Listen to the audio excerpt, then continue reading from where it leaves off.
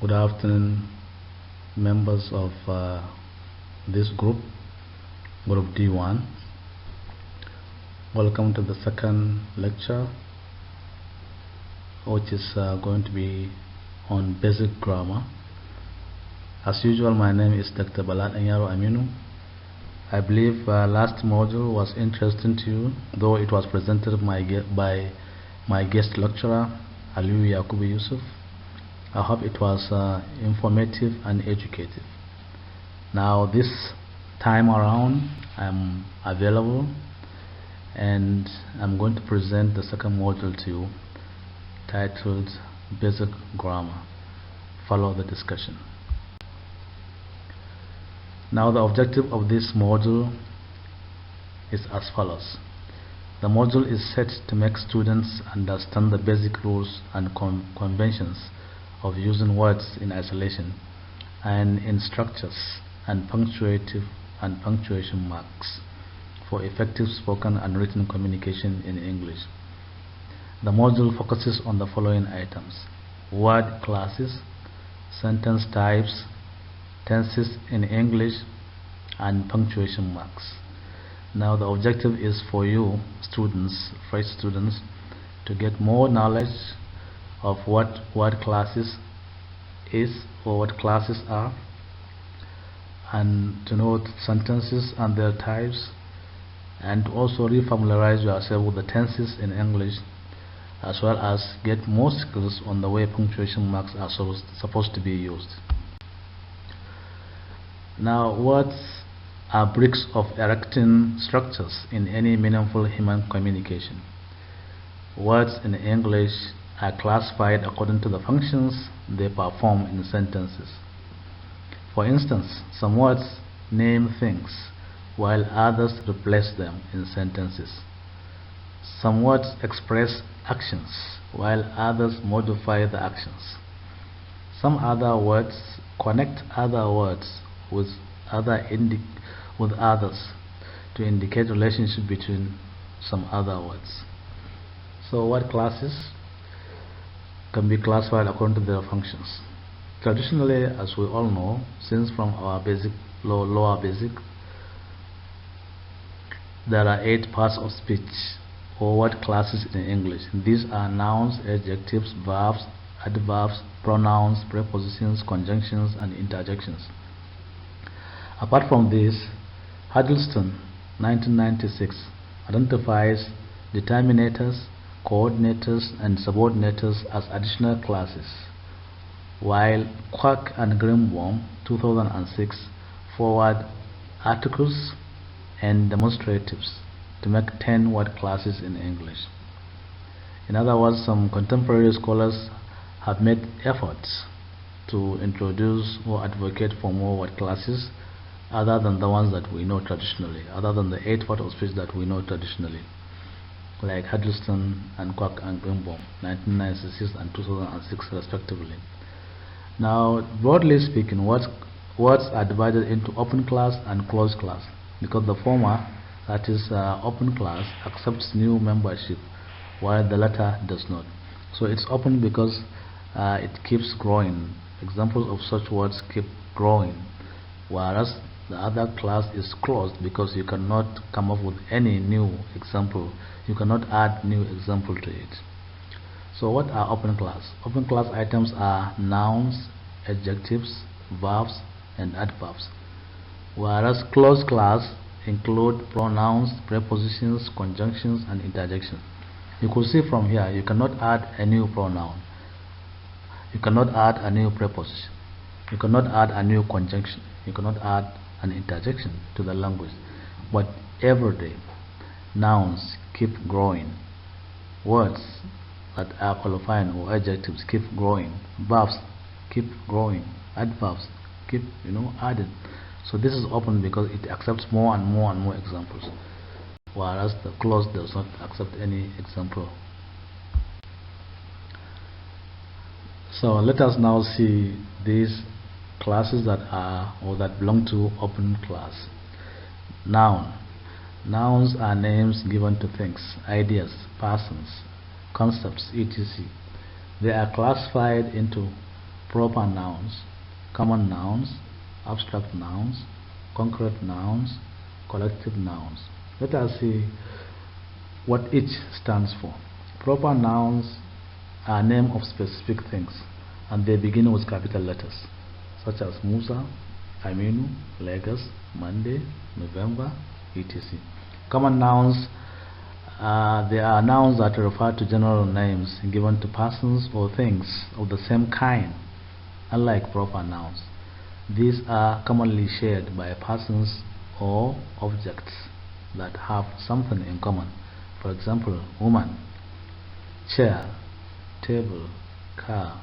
All these are examples of common noun because it refers to, every item. That is chair, it's chair. Woman is a common noun, alright, that is given to person.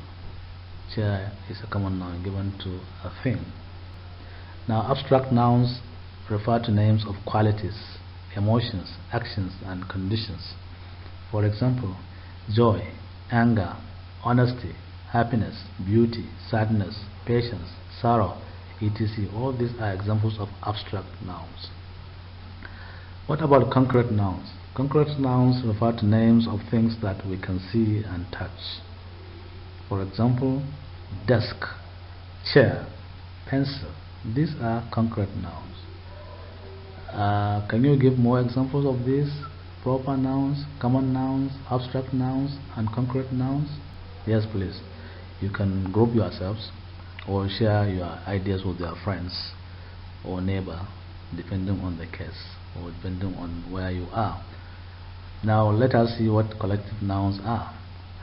These nouns are used for a group or collection. From the word collective nouns, it refers to words that is given to a group or a collection. Groups may consist of people, objects, or animals. So a collective noun is regarded as whole.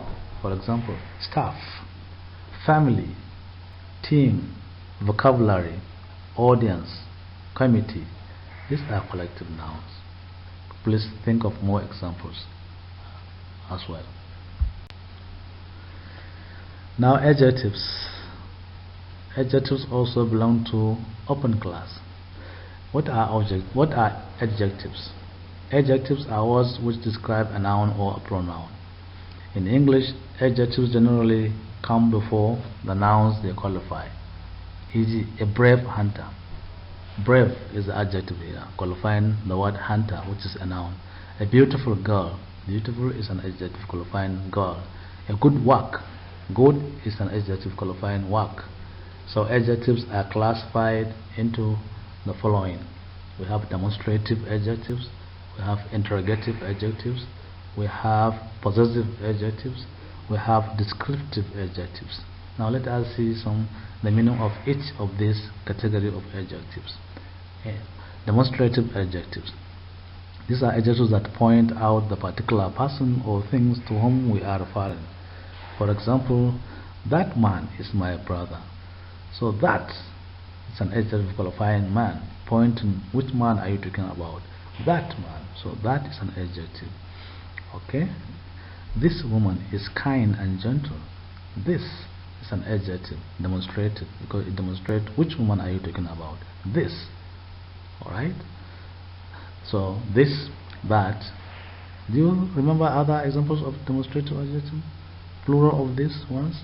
That, those, this, these. So if you use any of these, then coming before the noun, then you are using demonstrative adjective to qualify the noun.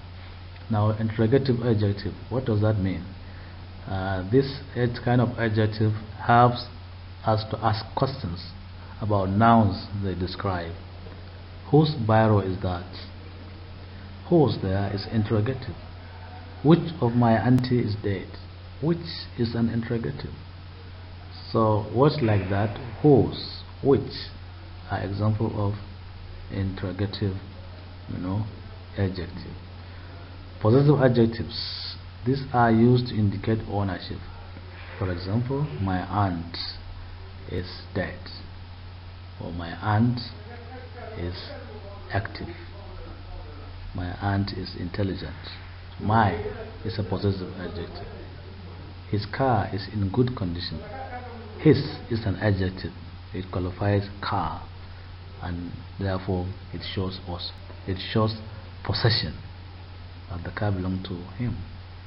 My aunt, the aunt belonged to me. It's my aunt, not yours. So descriptive adjective here also is an adjective that give the quality of the nouns they describe. Yes, they are adjectives that give the quality of the nouns they describe. For example, he bought a brown car. Brown is an adjective descriptive that describes what kind of car. Brown. They are happy.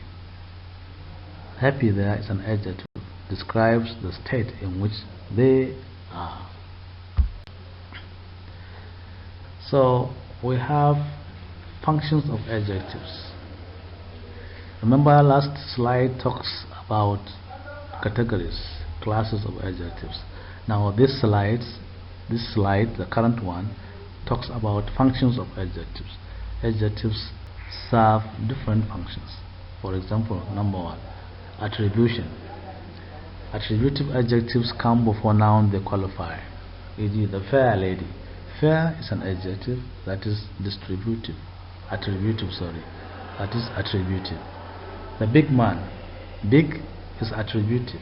They come before the noun. So when adjectives, attributive adjectives, they come before the noun they qualify. Predicative adjectives. Predicative adjectives, they occur after the finite verb of a sentence. So this type of verb, because of its function, this type of adjectives, because of their function, they come after the finite verb in a sentence. For example, your daughter is very beautiful. So beautiful here is an adjective that comes after the finite verb in the sentence, and the finite verb in this sentence stands or is. Your daughter is very beautiful.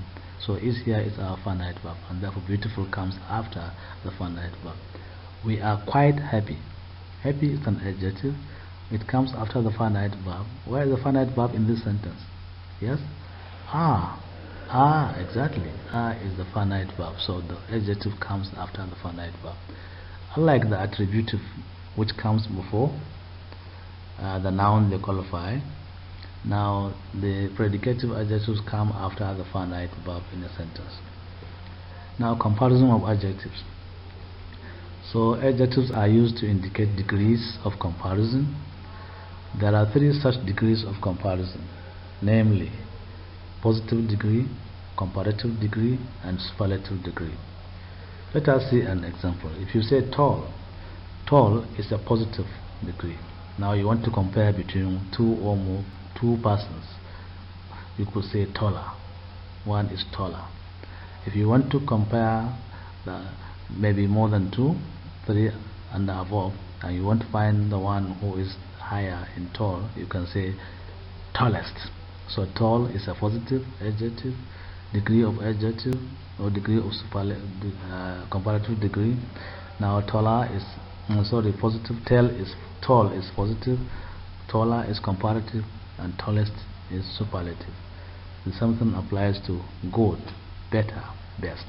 Good, positive. Better, comparative. Best, superlative.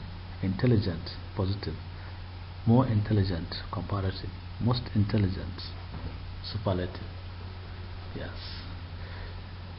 Wise, positive. Wiser, comparative. Wisest, superlative. Verbs. Verbs also belong to open class, as we said earlier. So verbs are action words. A verb is either finite or non-finite. Finite verbs agree with the subjects of the sentence in which they are used and show the tense. So finite verbs are grouped into two: lexical finite verb and auxiliary verbs. Finite verbs are grouped into lexical and auxiliary verbs. So verb could be finite. Finite verbs could be lexical or auxiliary. What are lexical verbs? Lexical verbs are the major verbs in a sentence, and they are divided into transitive, intransitive, linking verbs. Now, a transitive verb is an example of lexical verb, and it is a verb that is usually followed by an object to complete its meaning. If you say John killed a big snake, killed here is a transitive verb because it attracts an object. What is the object there? A big snake. The girl saw a madman. Saw is a verb in this sentence, and therefore it is transitive because it requires an object to follow. Who did the girl see? A madman. So the girl saw a madman. Saw here as a verb, simple past, requires an object, and the object here is a madman. Therefore, in these two examples, killed and saw are transitive verbs because they attract objects after the verb. Then we have, remember we are talking about lexical and auxiliary verb, and we say lexical verbs are divided into one, transitive verb. Lexical verb could also be an intransitive. Now, an intransitive verb is a verb that does not need an object. It does not need an object to complete its meaning in a sentence. So if you say my mom is dead last month, my mom is dead last month, is there is a verb, and it is followed by an adjective, so not by an object. And last month also is not an object, rather it's an information, general information to give idea of time when the person died. It rained yesterday. Rained is a verb that does not require any object. Yesterday is an idea of time, not an object where the action falls upon. So an intransitive verb. Lexical verb could be transitive, and it could be an intransitive verb. Lexical verb could also be linking verb, and linking verb is a verb that connects the subject of a sentence to its complement or predicate to indicate the state or being of the subject. Let us see this example, you may understand better. Lawyers are liars. So lawyers are liars. Now this verb are, it links, yes, between the subject, which is lawyers, and the complements, which is liars. So now the verb links between the two words to make the sentence communicate proper. My daughter is pretty. My daughter is the subject, and pretty is the predicate. Alright? So now it comes up after a predicate. It's a predicative adjective, and therefore is there link between the subject and the predicate to indicate the state of being of the subject. Yeah.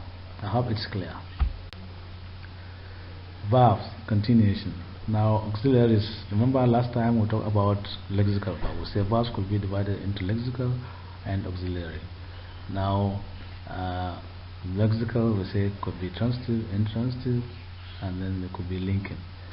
Now we also have auxiliaries. Auxiliaries, lexical versus auxiliaries. So what are auxiliary verbs? Since we have seen what lexical verbs are, auxiliaries are verbs that help the lexical verbs to form tenses or to indicate doubt, possibility, necessity, or obligation.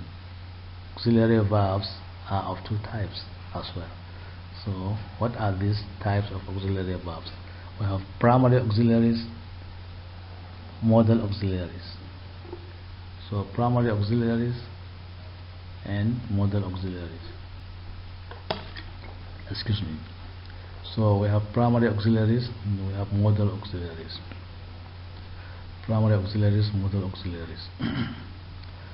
What are primary auxiliaries? Primary auxiliaries are verbs that are three in number: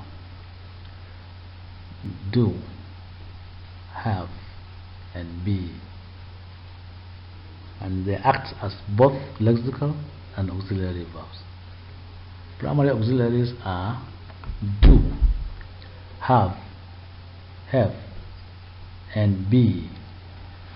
These are primary auxiliaries, and they can function as both lexical and auxiliary verbs. Remember when we have previous discussion, in previous slide, we said lawyers are liars. Now are there is a lexical verb in that sentence. My daughter is pretty. Is there is a lexical verb. At the same time, you can find are and is in other contexts, like maybe when you say maybe they are working in the university. So are there is auxiliary. Let us see example. There are examples on this slide, so let us see what the examples are, say. So as lexical verbs, if you say she is here, is lexical verb. Musa does the cleaning. Does is the lexical verb. I had a boring experience there. Had is a lexical verb. But they can also be used as auxiliaries. Ladidi is cooking. So is here is auxiliary. It helps the main verb. Ladidi is cooking her favorite dish. So is here is auxiliary. I did not find it difficult to teach. So did there is an auxiliary. Unlike where we have Musa does the cleaning, does there is a lexical verb. So we have seen auxiliaries that are primary. Now let us see auxiliaries that are modal. Now modal auxiliaries include can, could, will, would, shall, should, may, might, ought to, used to, need, and dare. For example, if you say you must go back to your house today, must there is a modal auxiliary. You need to see me after the lecture. Need here is auxiliary. Need to is modal auxiliary. So non-finite verbs. Remember we saw in the last slide we said there are finite verbs, and finite verbs are classified into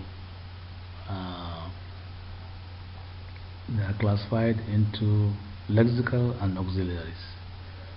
Now under lexicals we had example of transitive, intransitive, and linking verbs. Now under auxiliaries we say we have primary auxiliaries and modal auxiliaries.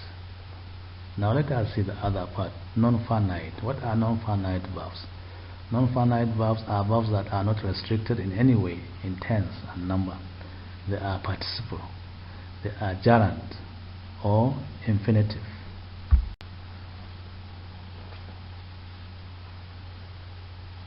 Adverb. An adverb is a word used to modify. An adverb is a word used to modify or qualify a verb, an adjective, or another adverb. In other words, an adverb can qualify a verb. It can also qualify an adjective. It can also qualify another adverb. So it usually answers one of these questions: when, where, how, and why. They are classified into the following. That is, adverbs are classified into the following: 1. Adverb of time. 2. Adverb of place. 3. Adverb of manner. So if you say adverb of time, it tells the idea of time in which the action takes place. It could be now, it could be late, it could be soon, it could be sometimes, and so on and so forth. For instance, he will write his exam tomorrow. So tomorrow is an adverb. Musa was here last week. Last week is an adverb of time. So adverb of place indicates the place where the action takes place. Down, here, there, forward, backward, etc. So for example, the cars are parked outside. Outside is an adverb of place. We have to settle the matter here. Here is an adverb of place. Then adverb of manner. This tells us how an action takes place. Very, quite, well, correctly, etc. For example, you can say in a sentence, Musa answered the questions correctly. So correctly there is an adverb of manner. She danced well. Well there is an adverb of manner, telling us how she danced. Yes. Maybe it is very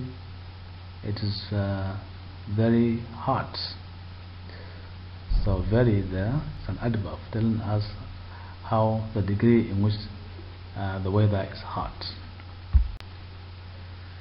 Now closed class. We are done with open class. Open class consists of noun, adjective, verb, and adverb, which we have explained in the previous slides. Now we are going to look at the closed class. What are the closed class? The closed class includes pronouns, prepositions, conjunctions, and interjections. What are pronouns? Pronouns are words which we use in place of a noun so that we do not have to repeat the noun. For example, if you say Abdul went to visit his friend Sani. Abdul went to visit his friend Sani, but Abdul did not find Sani at home. You see, we have repeated Abdul and Abdul, Sani and Sani. So now pronoun works here to allow us to use only Abdul once and Abdul only Sani once. Therefore you could say Abdul went to visit his friend Sani, but he did not find him at home. That's pronoun. So the words he and him are pronouns. Others are she, her, we, they, I, them, it, and you. All these are pronouns. So having known pronouns and their examples, how do you class pronouns? In other words, we have classes of pronouns.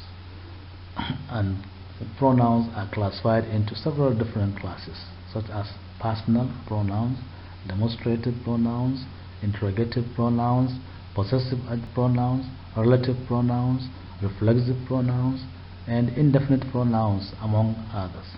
Let us see each and say a word or two about these classifications.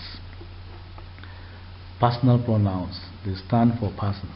They can be either in the plural or singular. When they are in the third person singular, personal pronouns show gender, whether masculine or feminine. Another feature of the personal pronoun is person. Person is a grammatical category of nouns. Up to 3 persons are involved in a discourse. Let us see who are these 3 persons that are involved in a discourse. Now, when a person speaks to you about someone else who may not necessarily be present, the speaker is the first person. You, the listener, is the second person, and the one spoken about is the third person. Here are examples of personal pronouns. First person. What example of pronouns belong to first person? I, we, my, our, me, or us, mine, or ours. All these pronouns are personal because each of them refers to the person who is talking, who is addressing others. That is the first person. Now, what are examples of pronouns that belong to second person? You or you, that is you as singular or you plural. Your as singular or your as plural. Yours as singular or yours as plural. So these are categories of second person pronouns. Now, third person, the person whom we are talking about, or the object that we are talking about. So he, third person, she, it, his, hers, him, her, they, them, all these are third person pronouns. Now let's see what demonstrative pronouns are. Demonstrative pronouns are pronouns that point out a particular person or thing. They include this, these, that, and those. Yeah, you can see now these examples are similar to demonstrative adjective. They are the same, only that the way in which they work differs.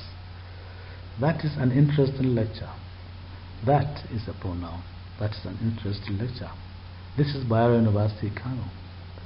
This is a demonstrative pronoun. Those are still in use. Those are demonstrative pronouns. These are bad eggs. These are demonstrative pronouns. You could see that the demonstrative pronouns here are used alone. Therefore, verbs follow them. That is, this is, those are, these are. Verbs follow after the demonstrative pronouns. Unlike in demonstrative adjectives, the demonstrative follows a noun. Now we have interrogative pronouns. What are interrogative pronouns? Interrogative pronouns are used to ask questions like what, who, whom, whose, and which. For example, what is your favorite color? So what there is an interrogative pronoun. Who gave you my book? Who is an interrogative pronoun. Which is yours? Which is an interrogative pronoun. Whose bag is this? Whose is an interrogative pronoun. I hope it's clear. Possessive pronouns, what are they? These are pronouns formed from possessive adjectives. They include his, ours, its, yours, theirs, and mine. For example, in sentence, this book is mine. Mine is possessive pronoun. The choice is yours. Yours is possessive pronoun. The pen is hers. Hers is a possessive pronoun. These classes are ours. Ours is a possessive pronoun. Okay? Yeah.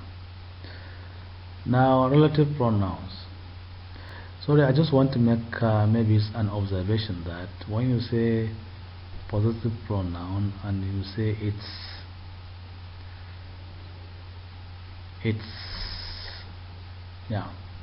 a possessive pronoun. No, it's a possessive adjective. So we don't have a possessive pronoun of it, but we only have a possessive adjective of it, which is its. Now you could say its content, its tail, yeah, its symptoms. This is adjective. Do you say it is its? Well, if you say it is its and you mean possessive, then we can accept it.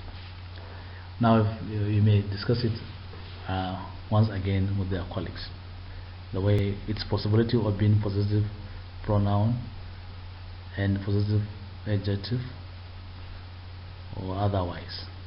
Okay, let's now move to relative pronoun. Relative pronouns are similar to interrogative pronouns, except that relative pronouns introduce subordinate clauses, which we normally call relative clauses, and at the same time they connect them with main clauses. For example, he is the lecturer that chased his student away. So that, as a relative pronoun, now introduced a clause which we call subordinate or dependent, that chased his students.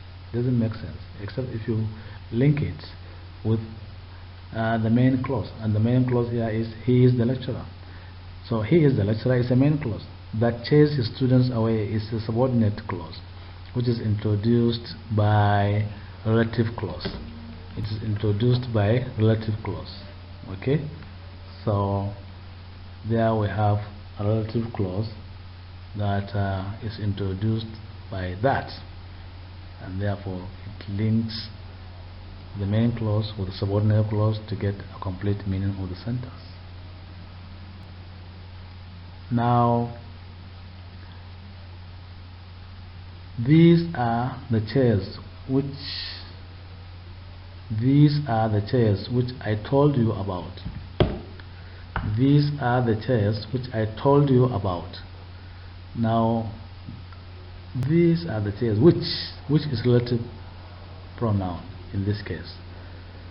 Which I told you about is a clause, subordinate clause, which doesn't make sense on its own, except if it is merged with the main clause. These are the chairs. So in a way, what we are saying is that relative pronouns, they are pronouns that introduce subordinate clauses, as well as they also connect those clauses, that is subordinate clauses, with the main clause for the sentence to be meaningful. This is the girl whose father was arrested. Whose is relative clause that introduces whose father was arrested as subordinate clause. So this is the girl whose father was arrested. This is the man who gave me a lift. This is the man who gave me a lift. So who gave me a lift is subordinate clause that is introduced by relative clause, by relative pronoun who. I hope it's clear. Now reflexive pronoun. What's the reflexive pronoun? When pronouns combine with suffixes such as self, selves, they form what we call reflexive pronouns. They are called reflexive because they refer back to the subject of the sentence.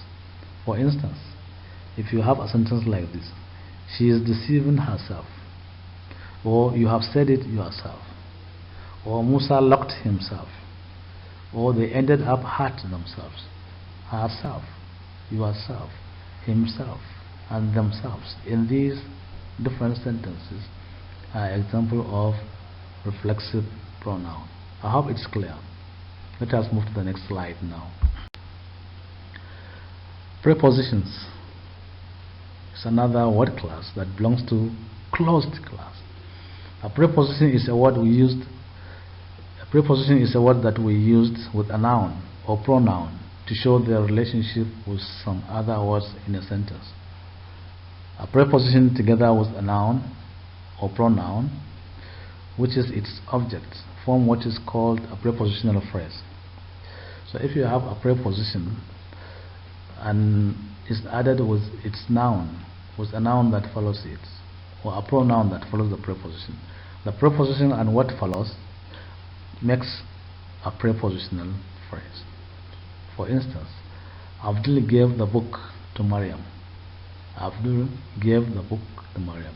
To is a preposition, and Maryam follows the preposition. So to Maryam makes a prepositional phrase, which consists of a preposition to and what follows the preposition Maryam. Maryam cooked some food for Abdul. Where is the pronoun? Where is the preposition here? The preposition in this sentence is for. Yeah, you are right. So for is a preposition, and therefore for Abdul makes a prepositional phrase. In the above sentences, to and for are prepositions, whereas to Maryam and for Abdul are prepositional phrases, just as I have explained earlier. Let us see some other examples of prepositions. In is a preposition. Under is a preposition. Out, with, up, off, down, apart from, as far as, on top of, in front of. All these are examples of prepositions. Now conjunctions, another class that is open, that is closed class. A conjunction is a word whose only function is to link words, phrases, clauses and sentences. There are three types of conjunction, namely coordinating conjunction, subordinating conjunction, and correlative conjunction. Let us now see what each of these types stands for. Coordinating conjunctions are the conjunctions that link elements that are of equal status. In other words, they link equivalent grammatical structures. They link words or phrases or clauses that have common or equivalent grammatical structures. Study these examples or listen to these examples.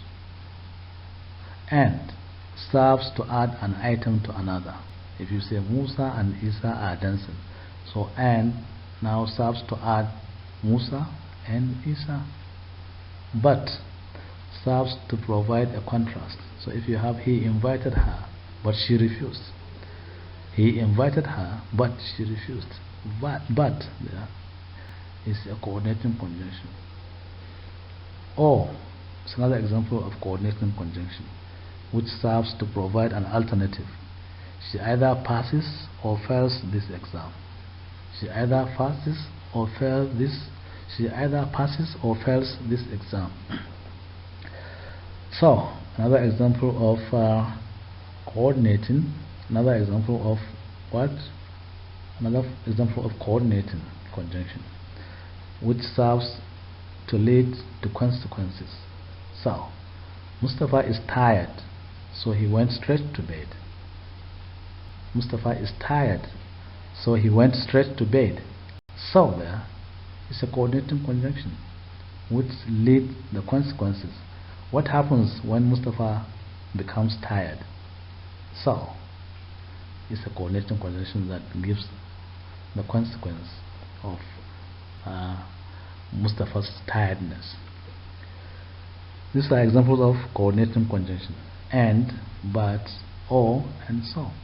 Now let us move to examples of subordinating conjunctions and what they mean. Subordinating conjunctions are words that connect subordinate clauses to main clauses. They include if, since, because, as, unless, before, while, though, etc. Let us see more examples in sentences. Now let us exemplify how these subordinating conjunctions work in sentences. I have been here since 4 o'clock. Since 4 o'clock. This is subordinating conjunction. Since 4 o'clock. Since. We are going to write a test before they come. Before is a conjunction. Subordinating. Before they come makes it subordinating clause. I bought a new car because I needed it. Because I needed it is a subordinating clause. Subordinate clause, and therefore it's introduced by a subordinate conjunction or subordinating conjunction because. Now correlative conjunctions. Correlative conjunctions are pairs of words used as conjunctions. When correlatives are used, the two items involved should immediately succeed the correlatives. Therefore, they are not only. They are, for example, you can have this as correlative conjunctions.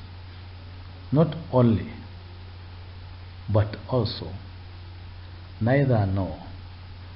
Either or. Not but. Both and. Such as. etc. Let us see them in example. When you say both and, we mean if you say both Amina and AMINU pass the exams. So both and are correlated. Both Amina and AMINU pass the exams. She is not only a brilliant but also talented student. So not only a brilliant but also talented. So not only but, they are correlative conjunctions. You either leave this class or keep quiet. You either leave this class or keep quiet. Either or. Another example of correlative conjunction. Now the next, which is the last class that belongs to the clause class, is interjection. Interjection is an example, it's an exclamation mark. Interjection refers to an exclamation, and it expresses a feeling of surprise, pain, fear, anger, joy, or agreement. It could also be used to express admiration, warning, and or disagreement. Ah, I'm sorry. Ah, exclamation follows an interjection. Exclamation follows. Ah, I'm sorry. Certainly. Nonsense.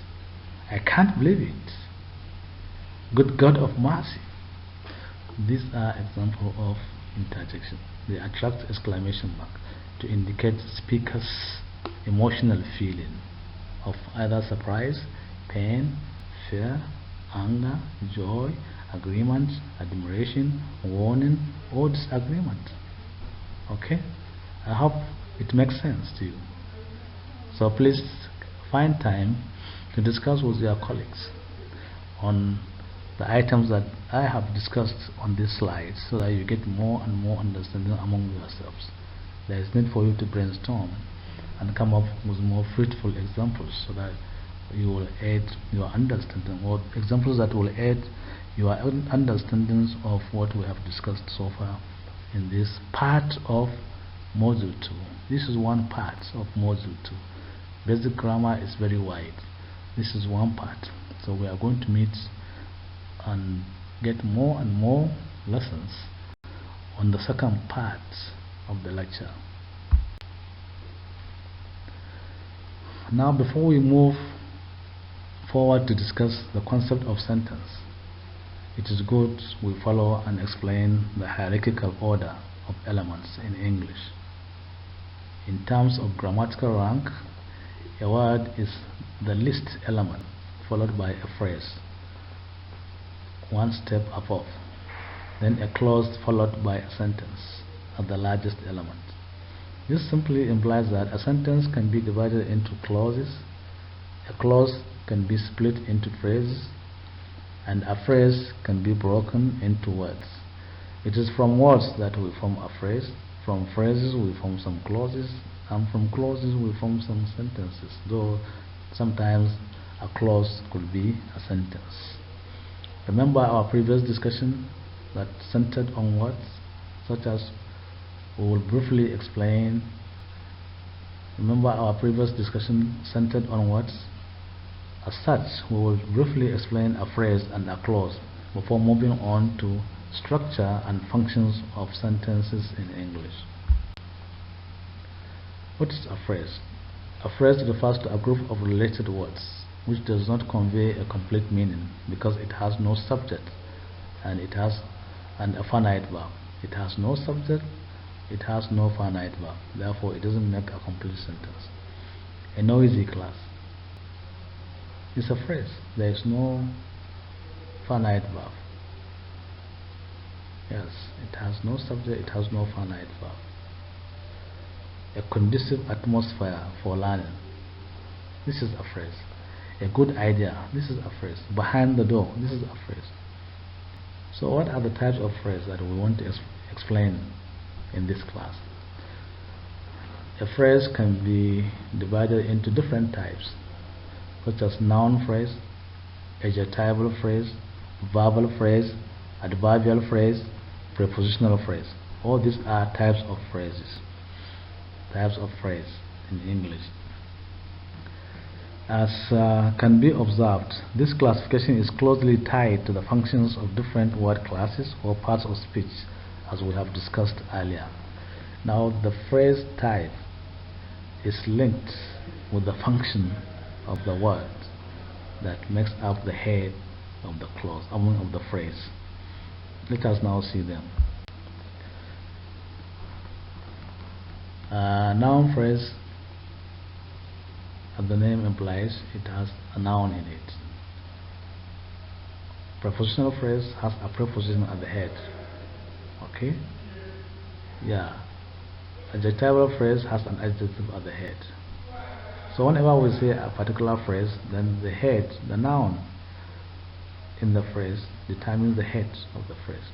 Okay, this slide talks about clauses. What are clauses?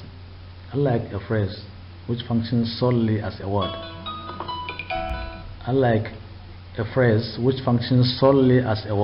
a clause is a group of words containing a subject, a verb, a modifier, and in certain instances an object. For example, Mary is here while he was driving a car. Although we came late. All these are clauses. A clause is broadly classified into two: an independent clause that expresses a complete thought or idea, and a dependent clause which depends on the main clause in complex sentences for a complete meaning. For example, independent clause: some students are waiting outside. This is independent clause. Abdul caught the ball. Independent clause. They can stand on their own. But dependent clause, like although we came late, the program has not commenced. So although we came late is a dependent clause. It cannot stand on itself. It has to be linked with the main clause for it to make sense. Hafsat came to see Abdul before their flight took off. Before their flight took off is a dependent clause. It doesn't stand on its own. It cannot make meaning without linking it up with Hafsat came to see Abdul before their flight took off. When the bus broke, we were all worried. So when the bus broke, it's a dependent clause. It cannot stand on itself without being linked with we were all worried, so that it can make a complete meaning. Sentences. A sentence is a group of words with a subject and a finite verb, which conveys a complete meaning. A sentence should start with a capital letter and ends with one of the terminal punctuation marks whether a full stop, an exclamation mark, or a question mark. For example, Muhammad has traveled to Benin, full stop. No, Muhammad has not traveled to Benin, exclamation. How much is this trousers, question mark. All these sentences end with, a terminal punctuation mark, different terminal punctuation marks. As such, for a group of words to be a sentence, it should pass the following criteria. It should convey a complete thought. Words should be arranged in an appropriate grammatical pattern. It should begin with a capital letter and end with an appropriate punctuation mark. Types of sentence. Sentences could be classified according to their structure or based on the functions they perform. So sentence types according to structure can be classified into simple sentence, compound sentence, complex sentence, and complex compound sentence. Simple sentence is mostly an independent clause with a subject and a finite verb containing a single idea. Umar is sleeping. They have all signed the attendance sheets in the previous lecture. How old is the university? All these are simple sentences. Whereas compound sentences are sentences that have two or more main clauses connected by a coordinating conjunction, such as and, or, but, or yet. For example, Aliyu heard the explosion and he called the police. Compound sentence linked with and. Mariam washed the dishes and she dried them. And coordinating conjunction linking the two sentences to form a compound sentence. Abdul tried hard, yet he failed.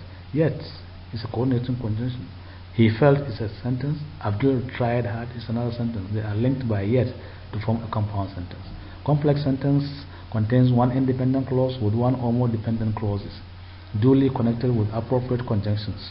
For example, although it was fine, we decided to stay at home. Although it was fine is a dependent clause. We decided to stay at home. This is a sentence. This is a main clause.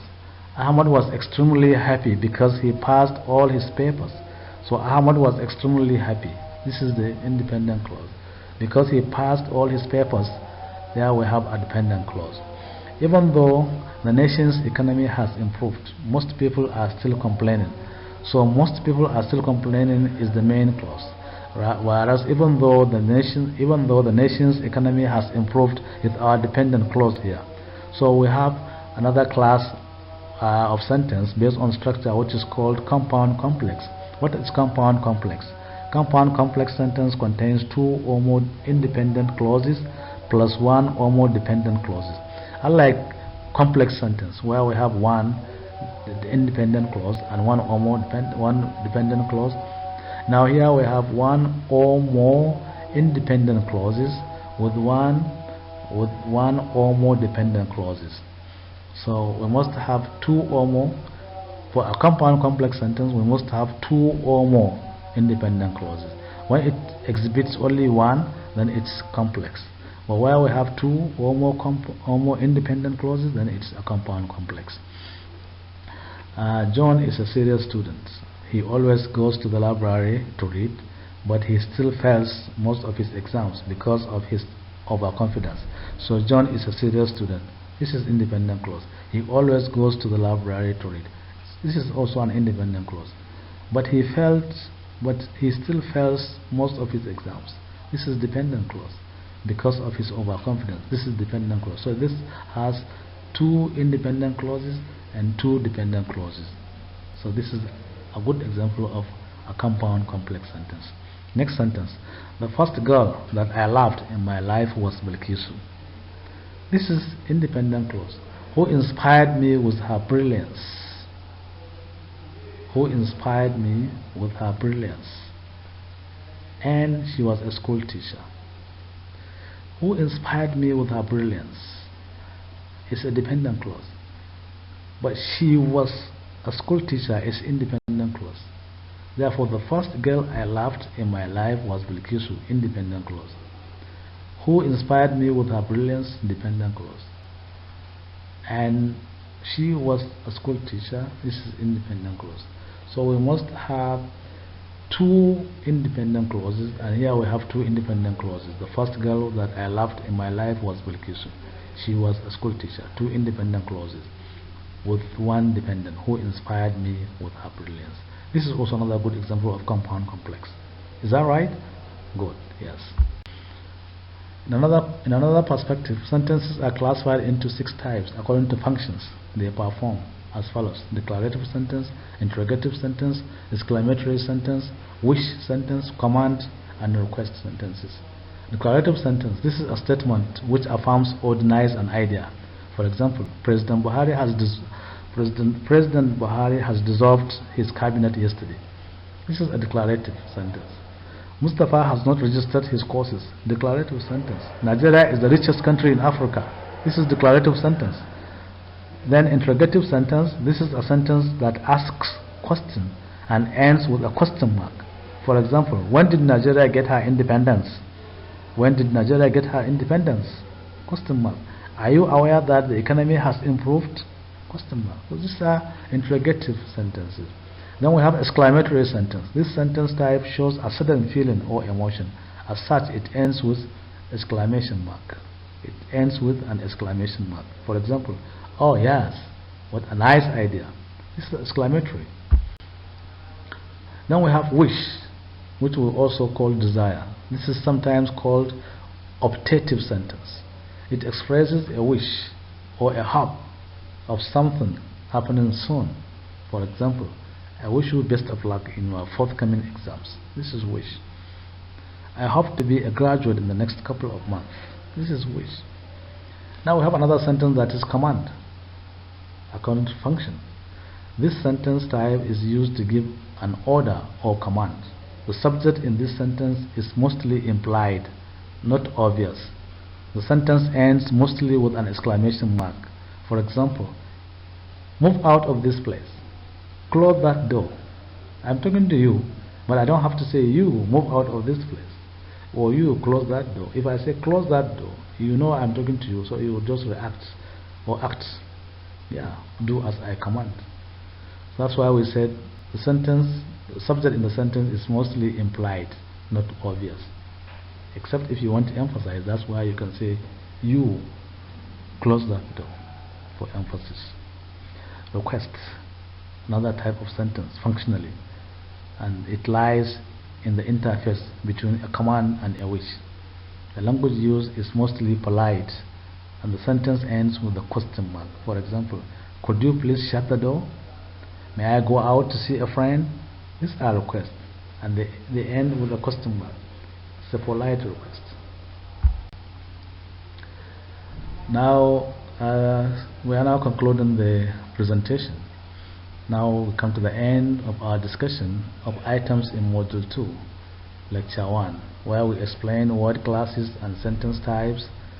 If you can recall, we have seen how parts of speech are divided broadly into open and closed classes. Nouns, adjectives, verbs, and adverbs are open, whereas pronoun and prepositions, conjunctions, and interjections are closed.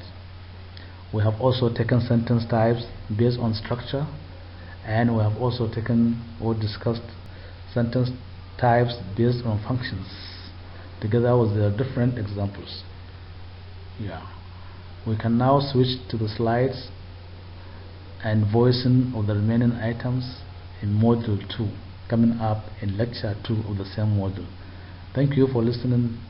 I'm yours, BD AMINU, wishing you a very successful weekend ahead, and I hope the lecture will supply some new knowledge to you, and I would like to call on you to please further discuss these issues with your colleagues for better understanding. If you have questions, we are going to meet at the discussion forum if time permits, so that we can see some of your issues. Feel free please to contribute or to talk to your colleague about anything that you probably needs more explanation, and feel free as well to talk to me as the course facilitator. Thank you. We meet in the next lecture, where we are going to discuss the second module, Lecture 2. Thank you and bye bye.